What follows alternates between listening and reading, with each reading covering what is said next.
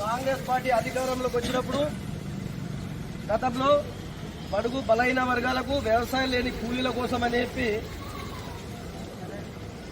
ఉపాధి హామీ పథకాన్ని తేవడం జరిగింది. అందులో గాంధీ పేరుతో, ఇది గ్రామాలకు సంబంధించింది కాబట్టి మహాత్మా గాంధీ పేరుతో ఉపాధి హామీ పథకాన్ని తేవడం జరిగింది. ఈ బీజేపీ ప్రభుత్వం వచ్చినాక దశల వారీగా ఆ పథకానికి నిధులు తగ్గిస్తూ నేడు 125 రోజులు అని చెప్తుంది. కానీ ఇప్పుడు వాళ్ళు ఇచ్చే నిధులను చూస్తే దాదాపు అందరూ ఎన్నైతే జాబ్ కార్డులు ఉన్నాయో అందరికి ఇస్తే 12 రోజులకు వచ్చే పరిస్థితి లేదు. 100 రోజుల పథకాన్ని ఈరోజు దశల వారీగా నీరు గారుస్తూ వస్తున్న ఈ బీజేపీ ప్రభుత్వానికి కాంగ్రెస్ పార్టీ, వేల్పూర్ మండల కాంగ్రెస్ పార్టీ సూటిగా వాళ్ళని హెచ్చరిస్తూ ఉంది.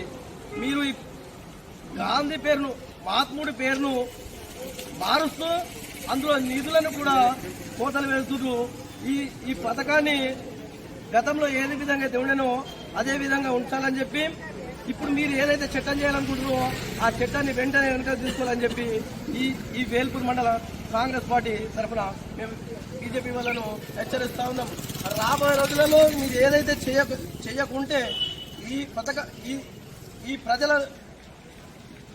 గ్రామీణ ప్రాంతంలో ఉన్న పేద బడుగు బలైన వర్గాలను ఐక్యత చేసి మీపై దండయాత్రకు వచ్చి మిమ్మల్ని గద్దె దించే వరకు మేము ఊరుకోమని చెప్పి సభ తెలియజేసుకుంటూ అవకాశం ఇస్తున్న వేల్పూర్ మండలం